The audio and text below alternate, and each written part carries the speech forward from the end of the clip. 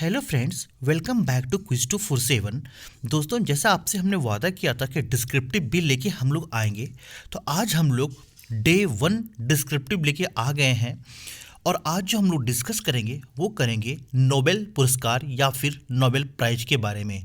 हालांकि एग्ज़ाम में बहुत ही इम्पोर्टेंट है, लेकिन जैसे हम एक भारतीय हैं, हमारा भी काफ़ी ज़्यादा हम भारतीय जो नोबेल पुरस्कार को जीते हैं, तो हमें भी जानना चाहिए कि नोबेल प्राइज़ क्या है, कैस किस किस क्षेत्र में दिया जाता है, क्यों दिया जाता है। इन सब के बारे में जानकारी होनी ज़रूरी होती है। परीक्षा के लिए ये बहुत इम्पोर्टेंट है ही। तो आते हैं नोबेल पुरस्कार के बारे में जानने के लिए।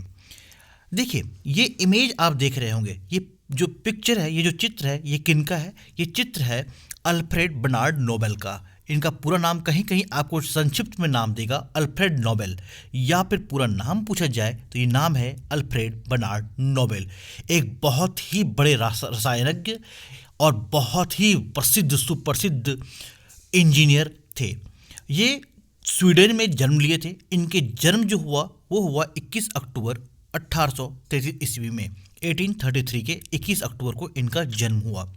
इनकी मृत्यु जो हुई थी 1896 ईस्वी में हुई थी। अल्फ्रेड नोबेल ने अपने जीवन में, अपने करियर में बहुत सारे आविष्कार किए, बहुत सारे आविष्कार किए। अगर इनके कुल आविष्कारों की गणना की जाए, काउंटिंग की जाए, तो वो 355 है, जो कि एक बहुत ही बड़ा अमाउंट है, बहुत ही बड़ी संख्या है। 355 आविष्कार करना ये एक छोटा काम नहीं है। आप समझ सकते हैं कि ये कितने बड़े साइंटिस्ट होंगे। इन्होंने जितने भी आविष्कार किए अल्फ्रेड नोबेल ने, इनमें से सबसे महान आविष्कार रहा 1867 ईस्वी में बनाया गया डायनामाइट, जो एक बहुत ही विख्यात विस्फोटक है। जब अल्फ्रेड नोबेल की मृत्यु हो गई, तो उनकी एक इच्छा थी मृत्यु से पहले कि उनका जो भी संपत्ति हो, उनका जो भी एसेट हो, वो किसी भी तरह के जो महान ख्याति वाले काम करते हैं उनको एक पुरस्कार के रूप में दिया जाए।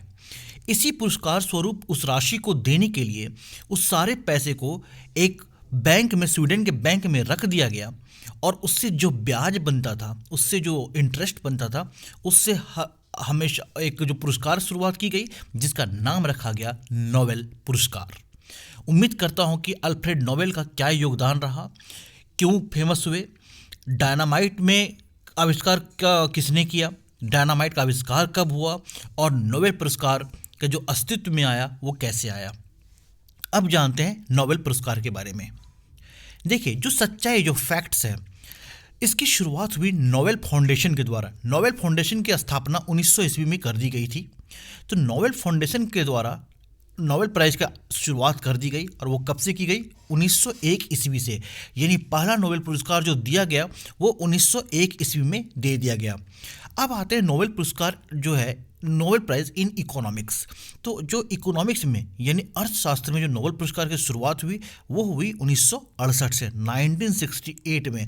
यानी नोबेल पुरस्कार की शुरुआत होने के काफ़ी समय बाद, लगभग 67 ईयर्स के बाद, अर्थशास्त्र के क्षेत्र में नोबेल पुरस्कार मिलना शुरू हुआ। अब आता है कि नोबेल पुरस्कार किन क्षेत्रों में दिया जाता है। जैसे हमने भी बताया कि नोबेल पुरस्कार किसी भी महान कार्य के लिए, ख्याति जिसमें मिलती है, उसके लिए नोबेल अवार्ड दिया जाता है। तो नोबेल पुरस्कार जो है वो कुल 6 क्षेत्रों में दिया जाता है, 6 फील्ड्स में दिया जाता है।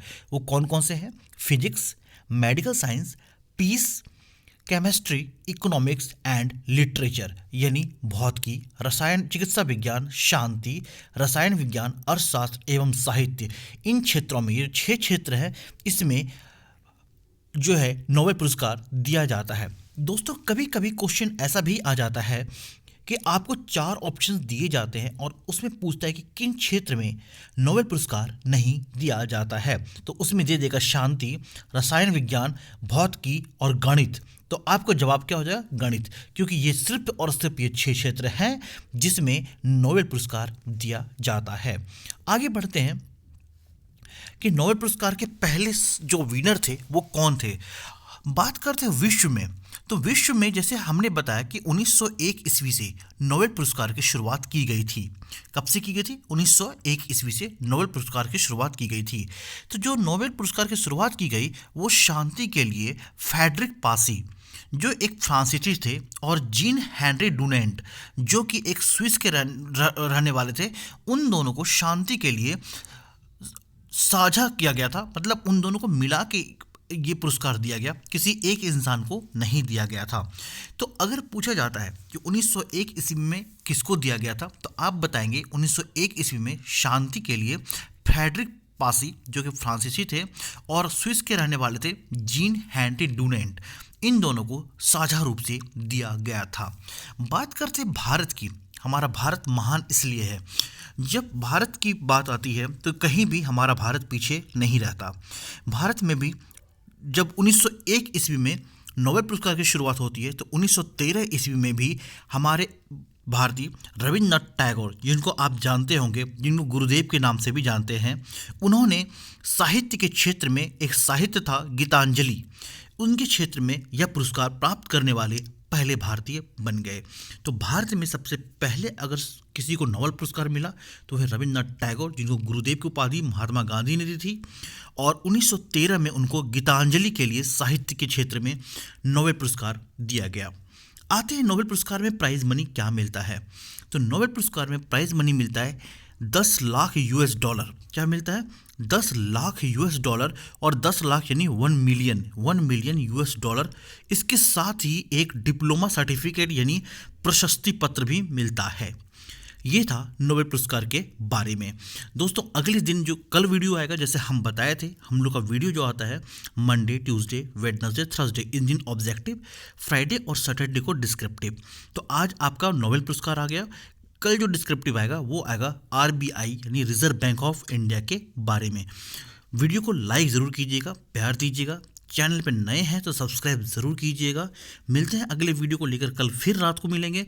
कौन सा टॉपिक लेके? Reserve bank of India, Bharat का केंद्रीय bank, reserve bank of India. इसके बारे में फैक्ट्स जानेंगे, कैसे अस्तित्व में आया और कैसे इसका क्या कार्य है, और भी जो भी डिटेल होगा सब